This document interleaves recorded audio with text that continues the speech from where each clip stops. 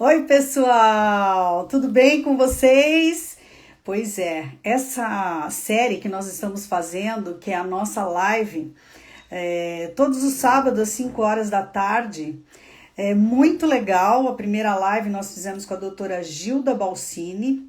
Ela é psicóloga clínica e social e hoje nós vamos receber aqui o doutor Francisco Amaral. Ele é gastroenterologista, uma pessoa incrível, uma pessoa que eu conheço já há muitos anos, um médico com excelente atuação no mercado e muito dedicado, inclusive. Sabe, aquela pessoa que vai atrás, aquela pessoa que realmente faz as coisas acontecerem, né?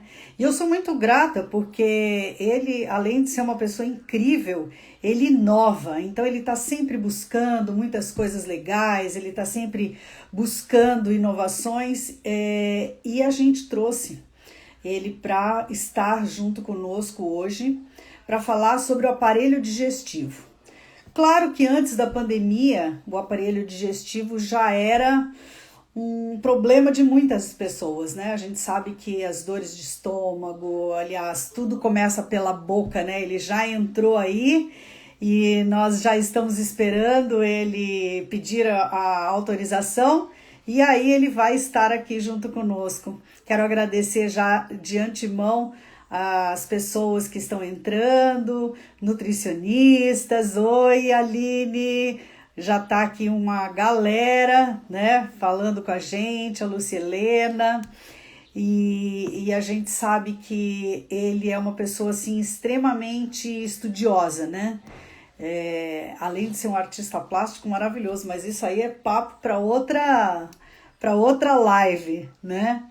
Então, e nós estamos só esperando ele pedir autorização, né? Ele tem que clicar ali naquele voltar, né? Clicar naquele cinza para pedir e aí logo que ele tiver aí a gente já permite com que ele entre na nossa live.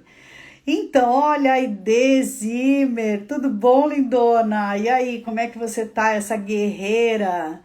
Pois é, gente, eu tô falando aqui para vocês que realmente ele é uma pessoa encantadora. Sabe que problemas do aparelho digestivo precisam ser cuidados com extrema importância, assim, né? Com muita responsabilidade, né? Porque todo problema de estômago parece assim que a gente vai ficando assim down, né? Parece que a gente vai ficando meio estranha, né? Oi, querido. E aí, tudo bem, doutor Olá, Francisco? Fabiola. Tudo bem? Mais uma Que, vez juntos nós dois. que bom Tava que me você. amarrando um pouco para entrar, mas deu certo. Minha filha me ajudou. É uma barreira que a gente tem que vencer, né? Essas lives aí a gente não estava acostumada, muitas pessoas não É, estão acostumadas, né?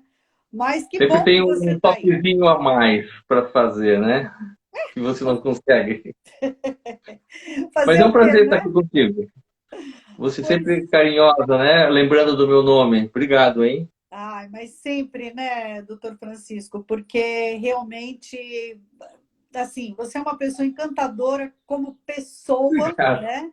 E como Obrigado. médico extremamente dedicado, assim, muito disposto a ajudar, né? E como essa nossa série chama Ajudando Você, eu não podia pensar em outro nome a não ser o seu.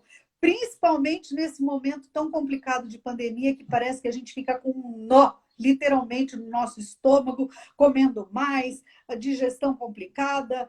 Como é que você começaria a explicar para a gente o aparelho digestivo? Eu espero que eu possa ajudar vocês, né? Bem, Fabiola, antes de abordar a pandemia atual, né? Nós temos que voltar ao tempo, porque se eu for entrar direto no assunto da pandemia e o aparelho digestivo, vai parecer apenas uma fotografia, em que a gente fica parado sem entender muito bem o que está acontecendo. Eu tenho que fazer um filme, para que a gente possa entender desde o princípio e até agora aonde nós estamos, aonde nós chegamos, como um ser desenvolvido, como nós somos no ser humano, né? Então, quando o ser humano decidiu por alguém ser humano, ele precisou ter energia, obter energia para carregar as baterias do seu corpo para ele poder ter as atividades que precisa. Para isso, ele precisou mobilizar alimentos, que são as fontes de energia. Para ter essa capacidade de ingerir esses alimentos e eles serem absorvidos, foi preciso se ter um aparelho específico para isso, que se chama aparelho digestivo ou aparelho digestório. Então, a partir desse momento, ocorre uma complexidade muito intensa, que eu vou tentar mostrar em poucas palavras e sem poder projetar nada, né? Mas o que acontece? O aparelho digestivo, então, nós temos a boca, que é um triturador. Depois, nós temos que ter uma condução até o estômago, que é o órgão que começa a digestão mais eficaz, que é o esôfago. E assim por diante, até ele sair no ânus o dejeto, que é o resto que sobrou. Então, esse aparelho digestivo, ele é composto de várias dilatações, encurtamentos, e cada um tem sua atividade comum. E sendo isso muito complexo. Então, para que tudo isso funcionasse, precisávamos de ter um maestro, algo que fizesse com que todo esse complexo funcionasse. Então, aí colocaram um sistema nervoso, que é o sistema nervoso autônomo. É aquele que vai reger toda essa plataforma de complexidade que é o aparelho digestivo. Então, para que o aparelho digestivo funcione, foi-se criado um sistema nervoso autônomo do aparelho digestivo propriamente dito. O que eu quero dizer com isso? Nós temos o sistema nervoso central e se criou um sistema nervoso somente para o aparelho digestivo, o sistema nervoso enteral. Por quê? De tal complexidade que ele precisa ter. Então, nós temos um computadorzinho próprio só para funcionar tudo aquilo.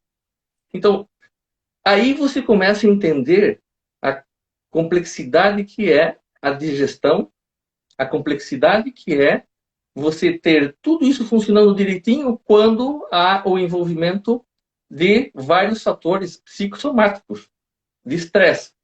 Nós temos no sistema nervoso autônomo dois tipos, que são sistemas que regem, que é o parasimpático, que te deixa normal, que te deixa no bem-estar, funcionando bem. E nós temos o sistema nervoso, que é o adrenérgico, né? E ele é aquele que te deixa alerta, te deixa ligadão. Esse sistema nervoso te faz o coração bater forte, mais rápido, ele regula, né, a nossa pressão arterial, regula a nossa respiração, ele é complexo, ele nos prepara para o estresse e para a fuga e para nos defendermos. Se esse sistema nervoso atuante, ativo, o que ele vai fazer? Ele vai interferir completamente na digestão. Ele vai fazer com que a sua digestão, desde a boca, secando a saliva e secando a boca, diminuindo a produção da saliva e secando a boca. Quando isso acontece, nós começamos a ter um quadro de mudança do ambiente bucal. E isso vai propiciar entradas de bactérias anômalas e vai começar a ter problemas dentários, gengivais e de mau hálito também.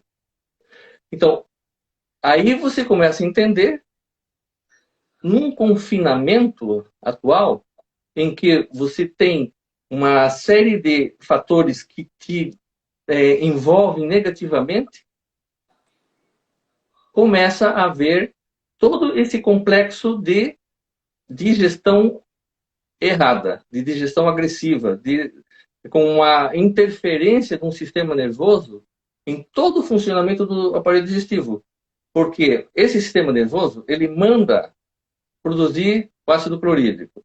Ele manda o pâncreas funcionar, produzindo a enzima pancreática. Ele manda o intestino fazer as substâncias para digestão. Ele manda haver uma motilidade no intestino.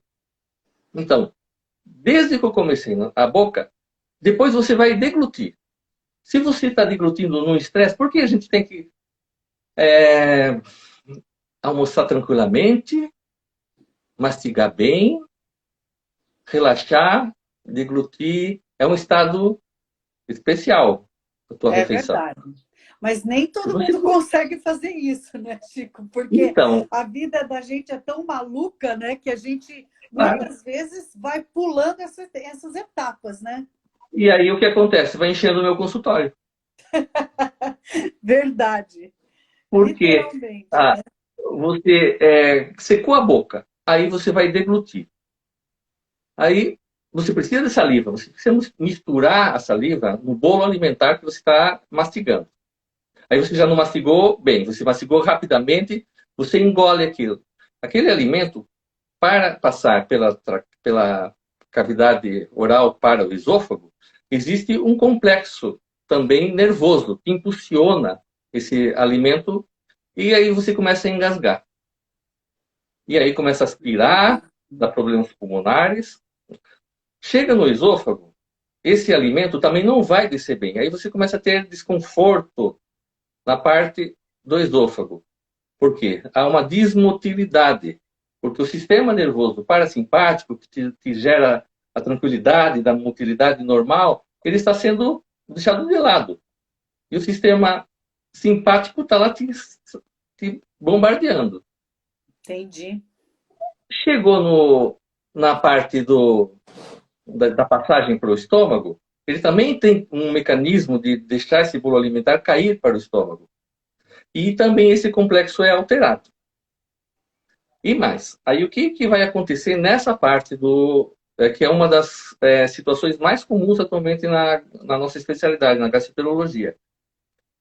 Esse confinamento está gerando uma alteração no nosso tipo comportamental, no nosso ciclo circadiano, em que nós temos todas as nossas etapas do dia a dia alteradas.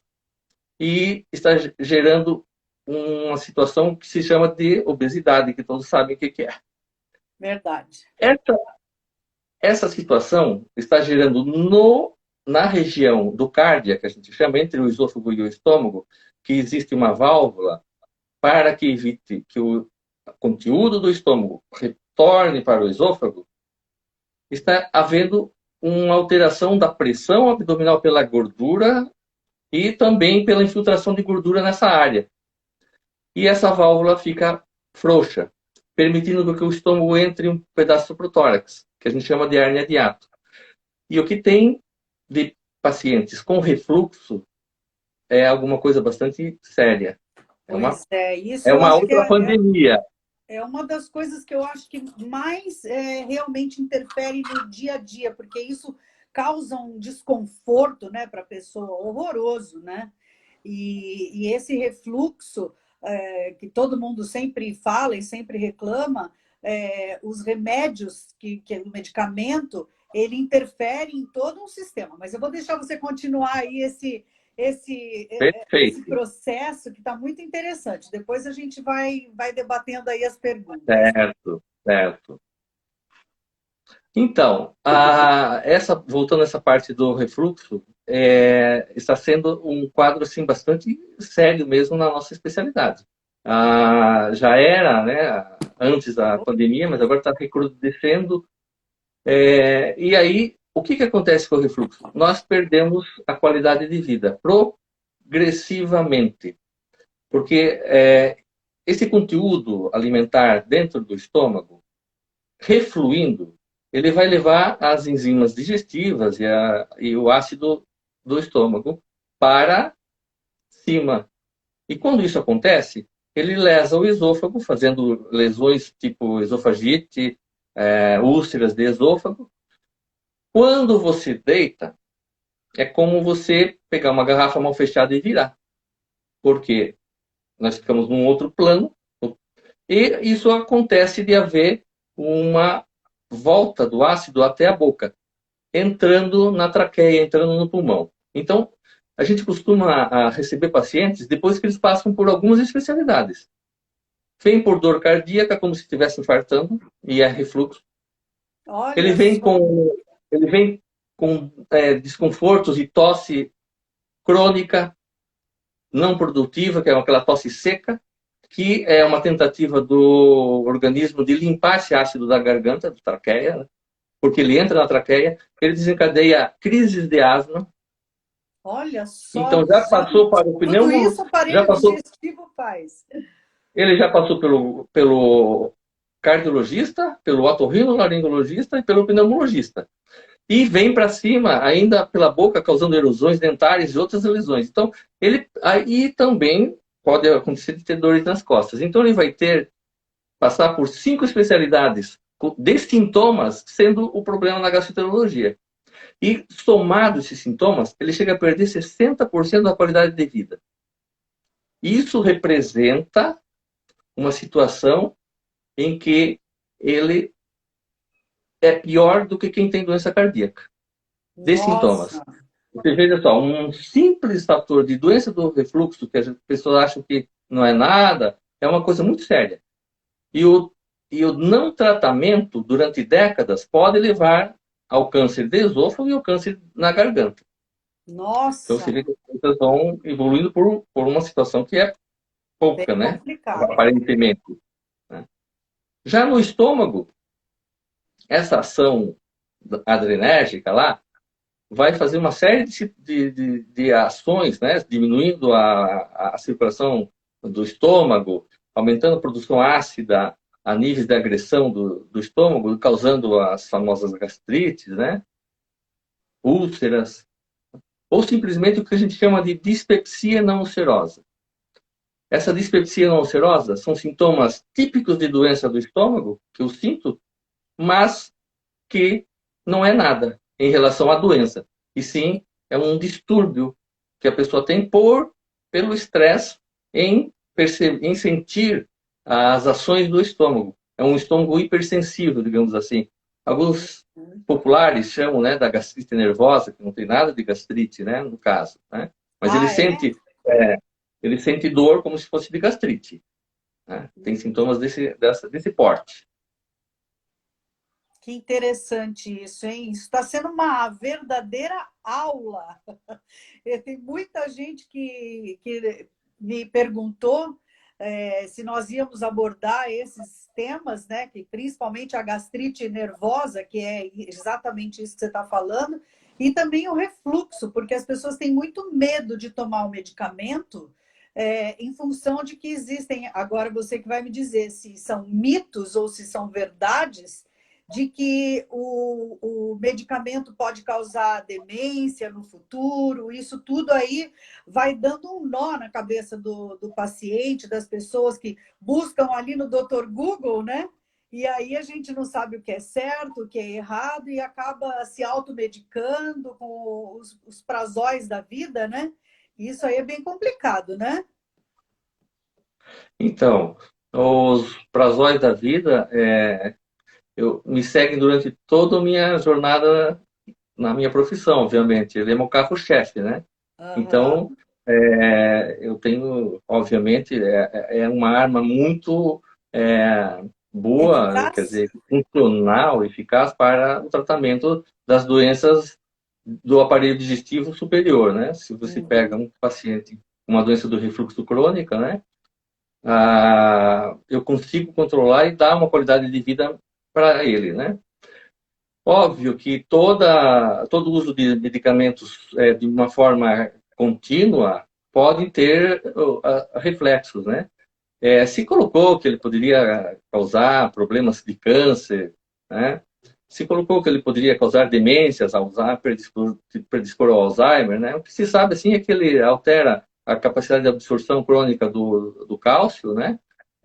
Pode também, em relação à vitamina D, vitamina B12, e tem alguma relação isso com o quadro cerebral, tal, né? Então, atualmente, não é conveniente se ter um paciente que leve o uso crônico disso de 5, 10 anos. Né? Nós temos que ter bom senso, mas nós temos que pesar na balança o custo-benefício, porque sempre a gente tem que Qualidade de saber vida, né? Já a que isso qualidade de vida. interfere tanto, né? Quando o paciente não consegue modificar os seus hábitos de vida, porque a doença do refluxo, por exemplo, a gente consegue contornar até uma certa fase da progressão da doença. Ele mudando comportamentalmente o estilo de vida, a perda de peso, principalmente, ele consegue se livrar do refluxo. E esporadicamente ele precisa usar esses prazóis da vida, né? Quando o paciente tem um quadro já que não quer usar a medicação, já tem esse receio, a gente vai oferecer a cirurgia para ele, né? Porque realmente aí ele vai conseguir ter uma boa qualidade de vida e sem precisar usar a medicação, né? Mas a cirurgia de refluxo, que é a hérnia de hiato, né? Ela é chatinha, né, doutor? A cirurgia de refluxo, ela é altamente eficaz quando bem indicada e quando tiver uma equipe altamente especializada em realizar a cirurgia. Nós Eu temos digo para poucas. o paciente Então, tem que é fazer o seu o sacrifício, né? resultado. Tem que fazer a O sua parte, né? resultado. Perfeito. Assim, ó, o pós-operatório, ele é um pouquinho chato na parte da adaptação alimentar. Em Aham. relação à recuperação da dor, quase não existe. É uma cirurgia laparoscópica que eu considero uma cirurgia muito boa, muito tranquila de se fazer, né? É. Do paciente ser submetido e o pós-operatório muito bom. E o que ele tem? Ele tem que se adaptar àquela situação de que agora aquela válvula que estava completamente aberta está fechada. E ele tem que adequar a sua alimentação, acostumando o seu organismo, e o esôfago principalmente, a ter a motilidade de empurrar o alimento através daquela barreira criada. E isso ele tem umas 2 semanas de dieta líquido-pastosa, tem uma série É isso que eu falei, que é de chatinho. sacrifícios. Isso que eu Mas digo, o, né? o chatinho, ele acordado de madrugada, deitado, afogado, com sensação de morte iminente, É quando verdade. ele tem a falta de ar porque entrou ácido dentro da traqueia, dentro do pulmão dele. Ele faz aspiração, é como se pegar pimenta agora e jogar no olho. É É verdade. algo terrível. A gente chama alguns vêm falando que eles têm a sensação que iam morrer. Então, e além disso, esse sono a gente segue através, por exemplo, do exame chamado pH-metria, onde a gente monitora esse refluxo durante as 24 horas. A gente observa à noite esse paciente ele está em sono profundo e ele está fazendo refluxo de uma maneira assim muito grande. Ele tem o ácido dentro do esôfago para evoluindo para traqueia e tal, que o deixa numa situação em que ele se afoga, mas ele não sente, não percebe. E isso vai gerando um sono intranquilo que gera uma série de outras doenças cerebrais e cardíacas também, além de perpetuar a obesidade.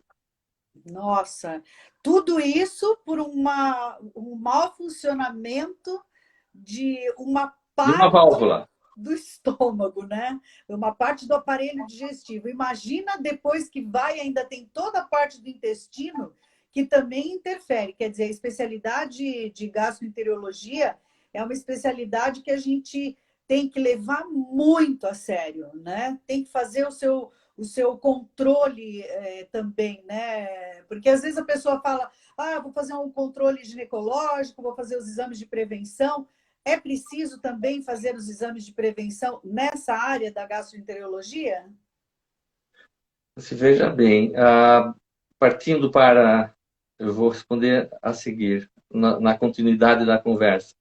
Partindo para a área do intestino, por exemplo, aí acontece de que esse alimento já pré-digerido, que veio do estômago, que veio da boca, que já com a saliva começou a primeira parte da digestão, depois veio para o estômago, e quando ele cai no intestino, esses alimentos já quebrados em partículas, eles têm que agora serem montados para oferecerem absorção desses nutrientes e, além disso, o intestino fabricar substâncias benéficas para que nós tenhamos uma saúde perfeita.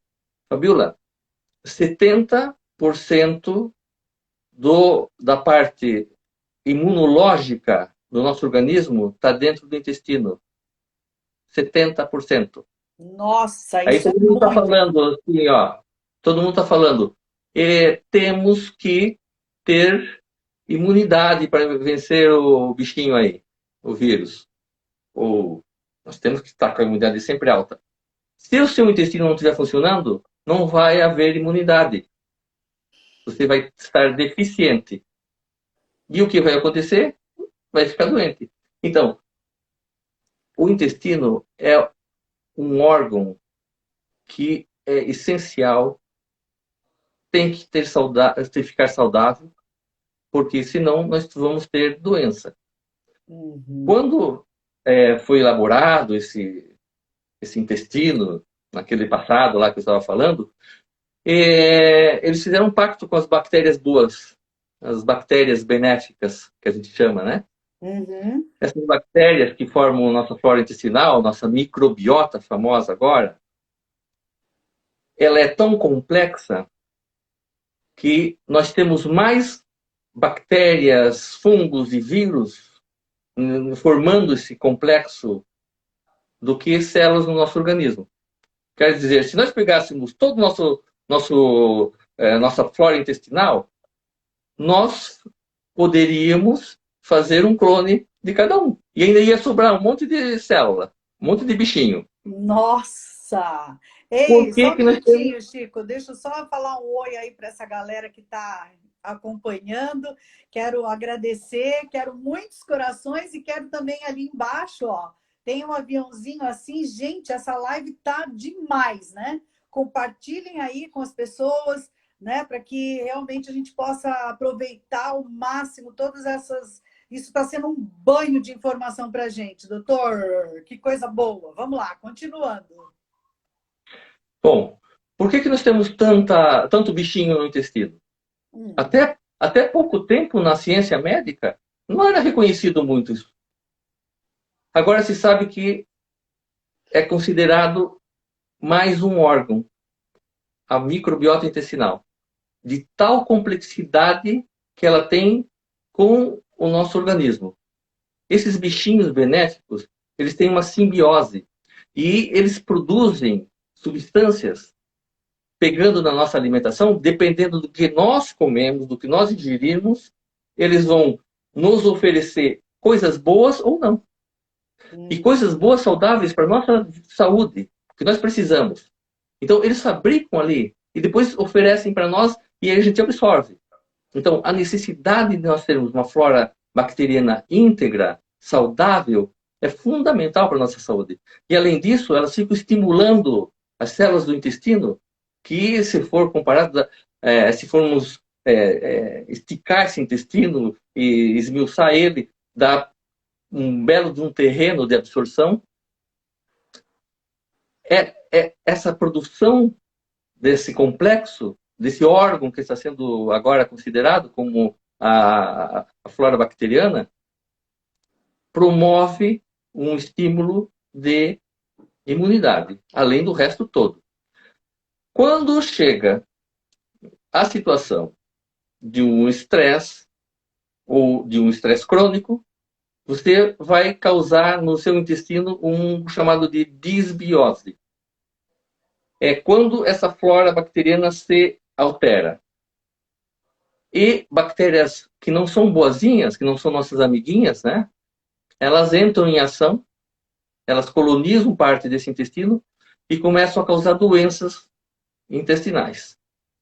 E aí a pessoa diz, sempre tem aconteceu alguma coisa grave na vida, ou uma pessoa que tem uma doença, uma situação crônica de estresse, de ansiedade, ela não consegue deixar sair do seu automático, ela deixa seu corpo, sua mente no automático, e todas as informações que acontecem, ela acorda já, o que será que vai acontecer hoje? Será que vai acontecer isso? Será que eu vou pegar o vírus? Ela não consegue olhar para o lado bom da vida, e aí ela começa a ter alterações também, como em todos a gente chama de órgão-choque, né? Então, o intestino é um órgão-choque. Aí Uhum. vem uma situação bastante comum, principalmente no sexo feminino, cerca de 70%, que é a síndrome do intestino irritável. Pois é, A isso síndrome também é uma coisa, é mais comum do que a gente imagina, né? é muito mais comum. É uma faixa etária da mulher, principalmente na fase produtiva, que altera a função intestinal por esses motivos já que eu já citei, e vai começar a ter dor abdominal recorrente, diarreia alternada com constipação, ou às vezes só predomina diarreia. Então, vai enfrentar uma situação qualquer normal, né? Ou ou anormal, um estresse de um Uhum. depoimento, alguma coisa assim, tem que ir no banheiro antes. É Por verdade. quê?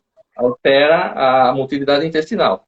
O nosso sistema nervoso, aquele lá que joga adrenalina, está lá te deixando com as tuas vísceras todas né, a, de olhos abertos. E Aham. então, continuando, ela começa a ter distensão abdominal, começa a ter sintomas outros, não só no aparelho digestivo, mas em outros órgãos que a gente identifica também, né, por essa ação anormal da tensão da ansiedade. Além Uhum. disso, a flora bacteriana começa a ficar alterada também. E eles falam muito, assim, hoje se fala, né, que o intestino é o segundo cérebro, né? Perfeito. Um órgão Pois, segundo o cérebro. né? E é muito comum a gente ouvir, assim, as pessoas que, ai, fica nervosa, pronto, já tem que correr para o banheiro. Ou então, aquela situação em que a pessoa trava, né? E vai ficando, vai dando aquele desconforto. Ou pessoas também que têm um certo hábito de ficar tomando, principalmente quem é constipado, de ficar tomando medicamento para ir ao banheiro, expulsar. Quer dizer, tudo isso deve ir dando um nó, né, interno, né? Eu estou indo contra a fisiologia do organismo, né? Se eu estou forçando ele a funcionar de uma certa maneira, estimulando com que esse intestino se contraia por drogas e não colocando uma flora bacteriana repondo pela alimentação, uma flora bacteriana do bem, que faça com que funcione normalmente o nosso intestino, nós vamos alterando toda a fisiologia dele, Pois né? é. Esse sistema nervoso que você falou, que eu já tinha comentado, é que comanda todas essas ações, né?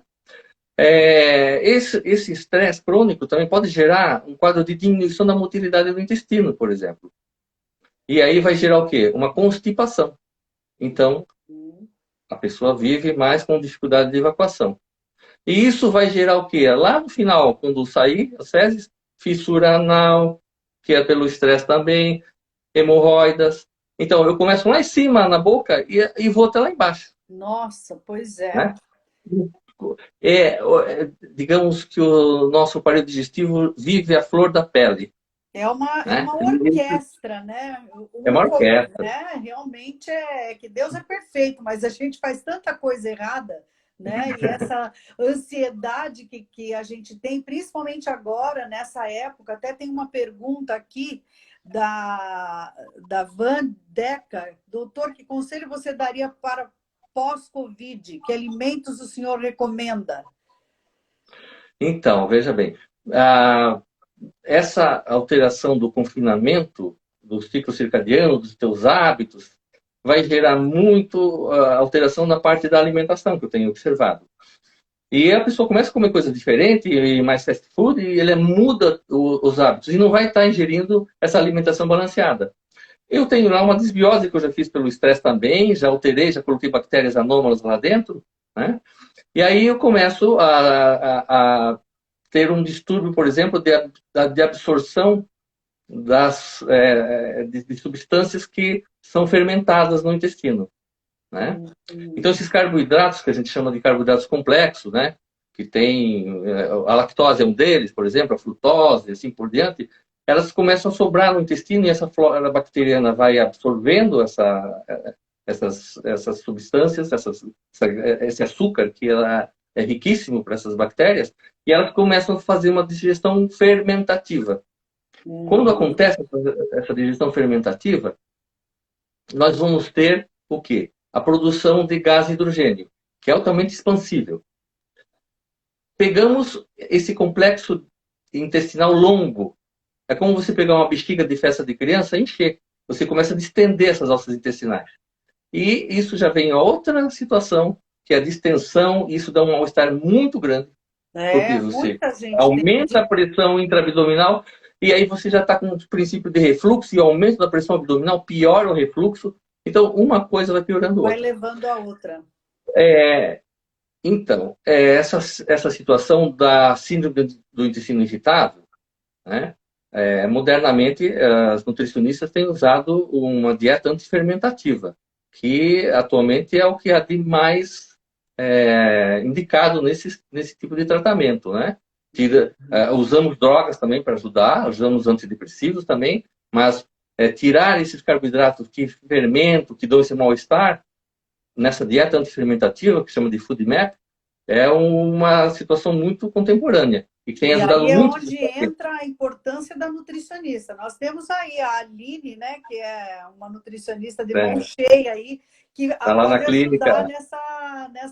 nesse processo, né? Mas eu acho, Chico, que o principal é a gente ter essa consciência, né? Porque a boca vai muito antes da mente. Né? Você vê uma coisa ali, você já quer comer, é automático, e principalmente quando a gente é muito ansioso, né? Agora, você estava falando do desconforto abdominal, dessa bexiga, quando a gente sente aquele estômago dilatado, é o estômago que dilata? O que é que a gente sente aquele barrigão, aquele desconforto? É o distúrbio gerando processo fermentativo, gerando gás.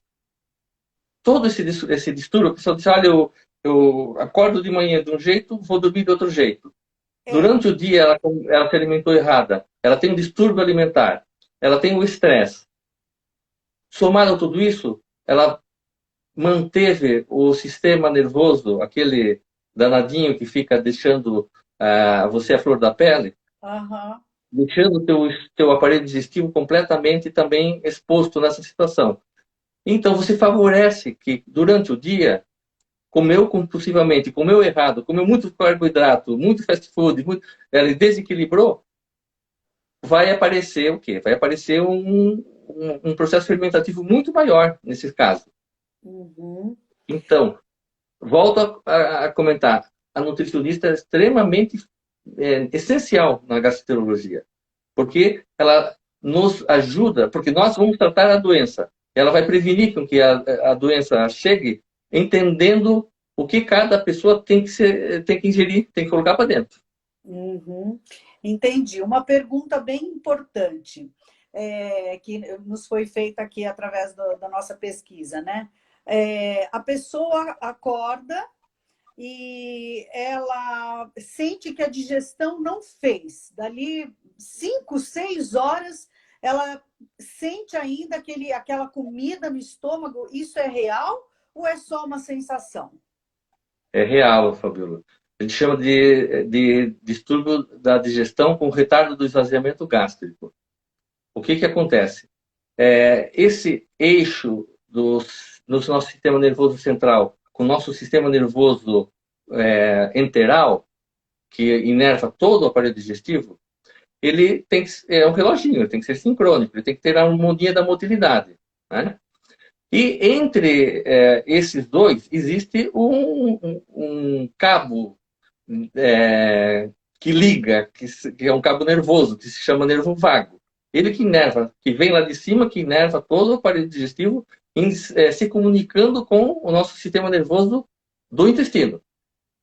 Se ele aqui está alterado, ele vai mandar impulso através desse nervo vago para que desorganize lá embaixo também, no intestino. Então, o que eu começo a ter? Eu começo a ter uma alteração na contração. Então, eu não consigo ter um estômago que esvazie normalmente. Ele fica estático. E quando acontece isso, o estômago não consegue mandar para diante, através do piloro, lá para o duodeno, e ele fica lá. Então a pessoa costuma dizer que ele chega à noite na janta e ainda está falando com o almoço, porque Exatamente. tem algumas doenças que podem gerar isso também, né? Diabetes, que é a mais importante, mas os distúrbios neurovegetativos são fundamentais para que isso aconteça. Uhum. Olha, tem uma pessoa dizendo aí que vai dormir bem, acorda na madrugada com dores, muita constipação. O que que pode ser isso? Dores abdominais? Exatamente isso. Dores abdominais? Ele acorda com dores abdominais? É, acorda com dores Então, abdominais, constipação. nós temos que Na verdade, é um mau observar. funcionamento, né, de tudo, Não, né? nós temos que observar o que ele está ingerindo no jantar, né? Porque provavelmente ele está ingerindo muito carboidrato no jantar. Ai, E mas esse processo. carboidrato dá felicidade para a gente, né? Aquela que Então, se alimenta completamente contra, né? mas aí tem que ser investigado. Esses casos, quem pode, pode. Mas quem tem problemas quando acontece isso, tem que ser investigado para corrigir esses problemas, né? Ou vai tomar enzimas para que seja ajude na absorção. Nós vamos atuar de uma maneira auxiliando essa digestão. Ah, então. Por isso que até existem pessoas que tomam muito sal de frutas, né? Qual que é a tua opinião sobre isso? Não, isso é mascarar, né? É tampar o sol com a peneira. O que Entendi. ele está promovendo com o sal de frutas? Ele está parcialmente diminuindo a produção ácida, ele está neutralizando o ácido no estômago. E como, nesses casos, provavelmente ele tem uma síndrome digestiva ácido, relacionada com o ácido clorídrico, se ele neutralizar o ácido, ele já vai aliviar os sintomas. Mas nós temos que ver qual a causa, né? Uhum. Porque aí é que vem aquela sua pergunta, né? Nós devemos fazer os exames preventivos do aparelho digestivo. Não precisa nem dar a resposta, né? Sim. O E que, aí é o a que, endoscopia, é isso? o que nós temos achado de doenças precoces, né? E resolvido problemas que seriam graves e fatais no futuro, é uma coisa assim bastante gratificante até na minha profissão.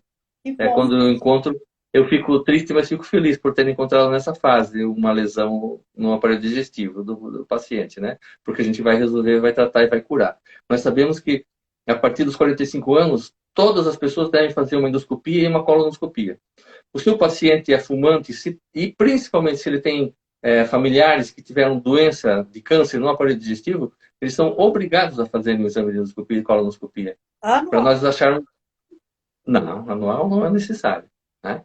Faz um primeiro exame, um screening. Se está tudo bem, vai fazer 5 anos depois. Se nós encontramos lá lesões polipoides, que são pré-cancerosas, a gente retira aquelas lesões durante o procedimento e, posteriormente, a gente marca um outro controle em 2, 3 anos.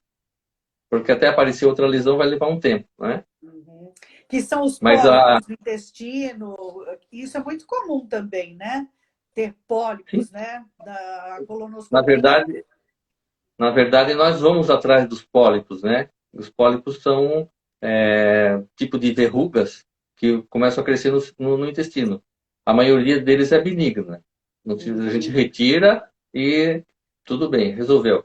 Mas tem uma parte que começa a ter uma degeneração e pode evoluir para câncer. Então, eu costumo falar que é uma sementinha do câncer que está ali esperando nascer e crescer, né? Um dia vai acontecer.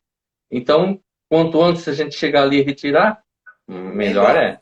O que nós temos que ter o bom senso na nossa especialidade é saber distinguir quando o paciente tem uma doença psicossomática, que nós falamos até agora, e tem doença psicossomática, ou se já separar de ter uma doença orgânica.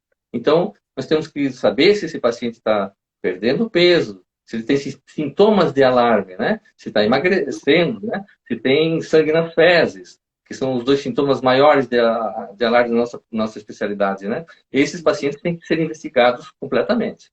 Uhum.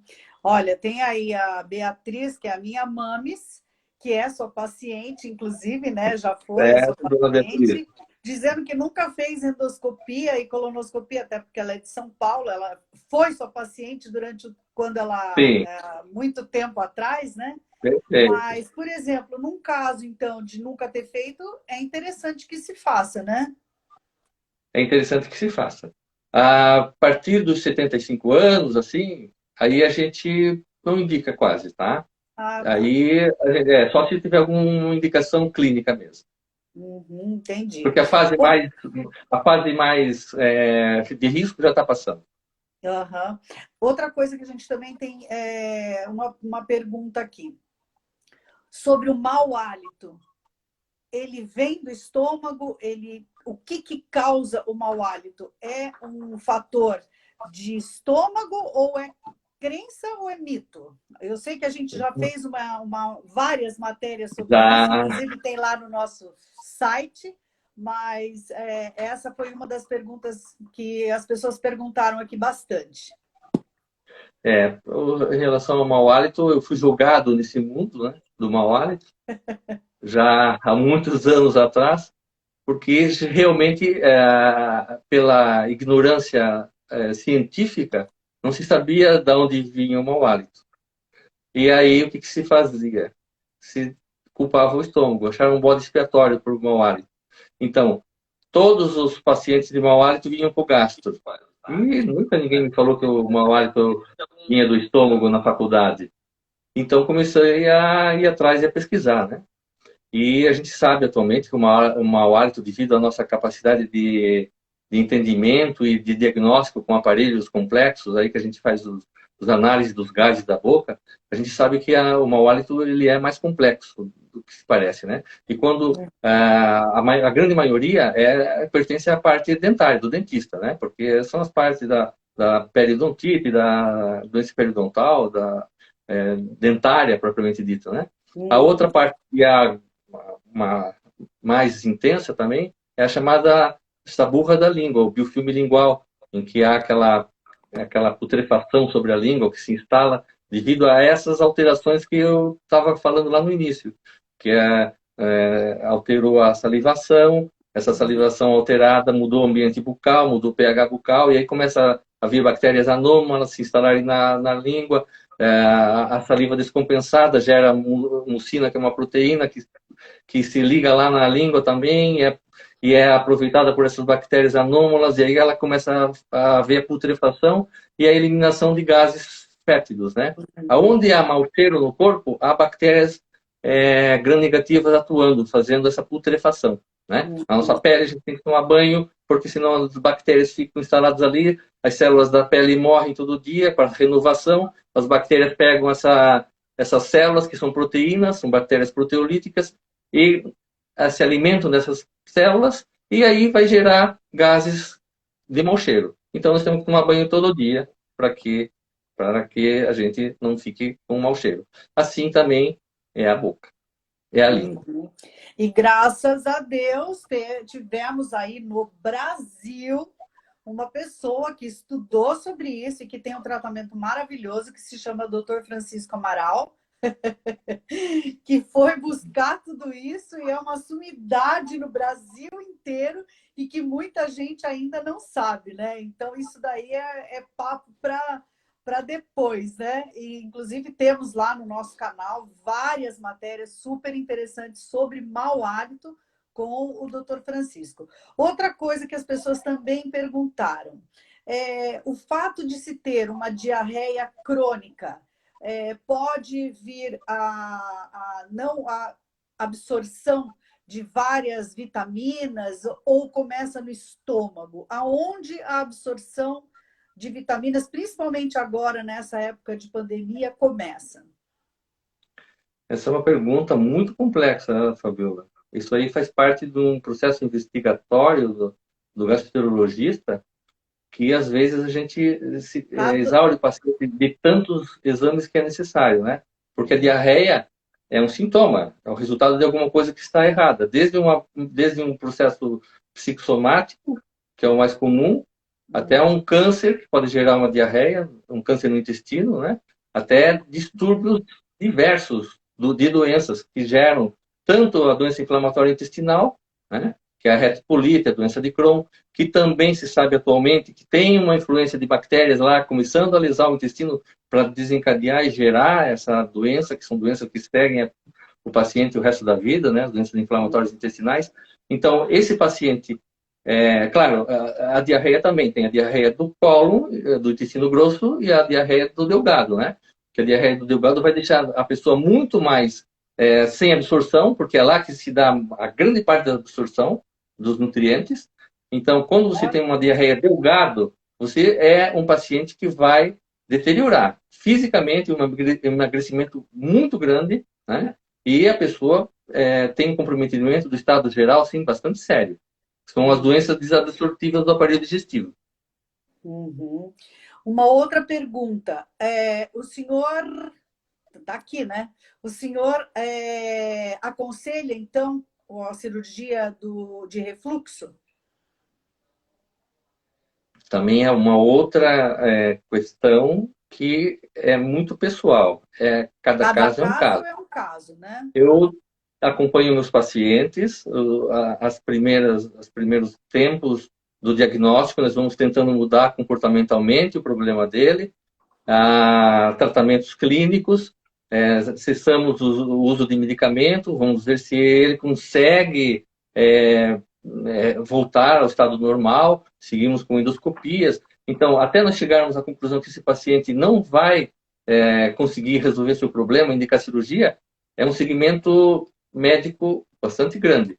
Porque, caso contrário, nós podemos complicar a vida do paciente ao invés de melhorar, indicando uma cirurgia desnecessária. Uhum. Ok.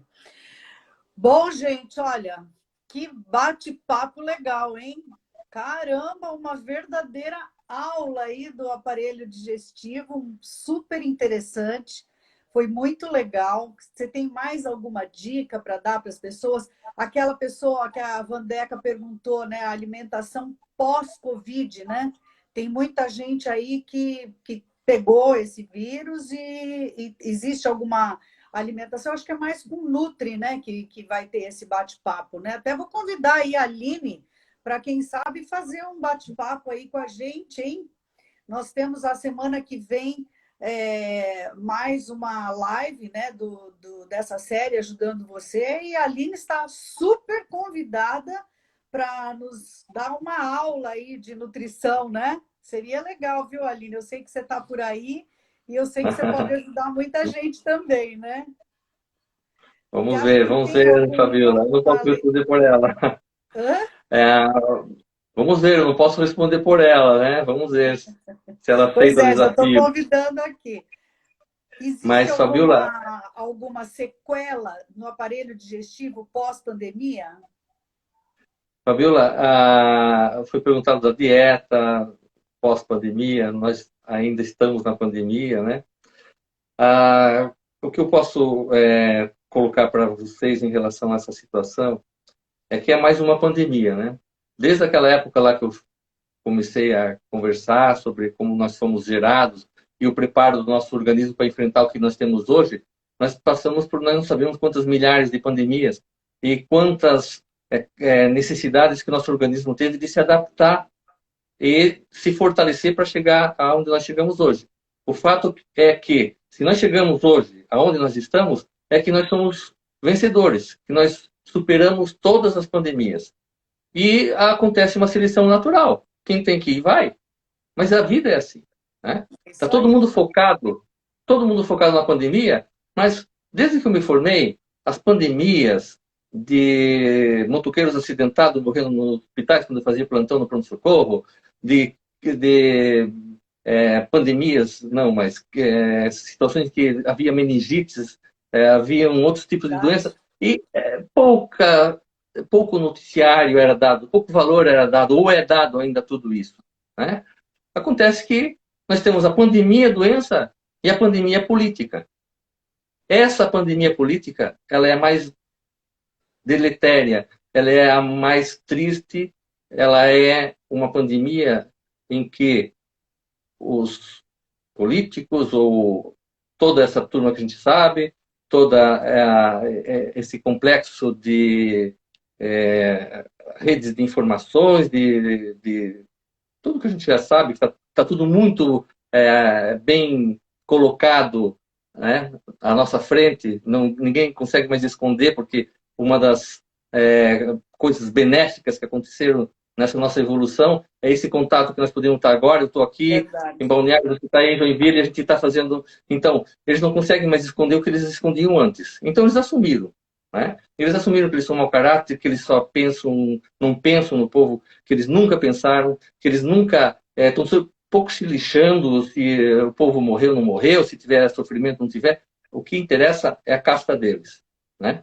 Então, eu aconselharia, desliga a televisão, desliga o noticiário, Porque isso vai desliga, causando, né, uma pira nas pessoas, né? E isso realmente vai desliga deixando a os gente noticiários mal. da Rede Lito de televisão, Rede Esgoto de televisão, desliga tudo isso, faça a sua quarentena mais tranquilamente, procurando ter a maior normalidade possível, não quebrando o seu ciclo circadiano, que a gente chama, que é o seu costume que você veio desde que nasceu, com a tua alimentação, com os teus horários, com tudo isso bem corretamente, para que o organismo não sinta tanto. E se você fica deixando o teu cérebro naquele automático, em que tudo que vem você absorve e você acorda de manhã já, o que será que vai acontecer hoje? Liga a TV, aqueles caras lá mentindo na tua cara, deslavada, né? Fica em casa, faça isso, tal, morreu tanto. Se você fica só... claro que você vai sair doente dessa pandemia, né? É, Mas se você procurar ter um lazer, você procurar fazer o que você gosta, você fazer com que a tua mente sim, seja voltada para você de uma maneira em que você consiga se desvencilhar desse mal maior que está acontecendo, você vai sair muito melhor dessa pandemia. E a dieta vai continuar aquela que você estava fazendo e que está dando certo. Até hoje, porque não vai dar para frente. muito legal. Obrigada, querido. Sabe que eu sou super tua fã, né? Super. Tá? Ó, sabe, né, que a gente é amigo há muito tempo, há muitos anos. Tenho uma admiração enorme pelo teu trabalho, Chico. Sério mesmo. Com todo carinho eu estou falando isso, porque você sabe mesmo, a gente é amigo, sei lá, acho que mais de, sei lá, Faz uns tempo, faz 15, tempo. 20 anos, né? Eu já Faz perdi a muito conta. tempo e eu tenho um respeito enorme por você, pelo teu trabalho, né? E eu quero te agradecer muito por você ter aceito o nosso convite. Essa série ajudando você é justamente para ouvir tudo isso que você falou, que é para ajudar essas pessoas. E a semana que vem nós vamos ter aqui o Fabiano Schwingel. Ele é um querido, um fofo também, um grande amigo meu. Ele é pneumologista, né? Tá aí nessa loucura dessa pandemia aí, ele topou vir também, então vai ser super legal. A gente está terminando a live, o Instagram aqui já falou para mim, chega, acaba. Certo. Então eu quero te agradecer, deixar assim, um abraço enorme para você, viu? Muito, Eu muito, retribuo muito de obrigada. coração, retribuo mesmo de coração tudo que você falou agora para mim. Muito obrigado também, Fabiola. Obrigada. Um beijão aí para Elisiane, para a Aline. Olha, Aline, quem sabe, hein? Eu queria muito, viu, que você viesse aqui junto com a gente para fazer um bate-papo desse, nos ensinar como se alimentar e vencer aí alguns tabus. Obrigada, Chico. Um beijão, tá? Fica com Deus. Obrigado também. Obrigado para vocês todos.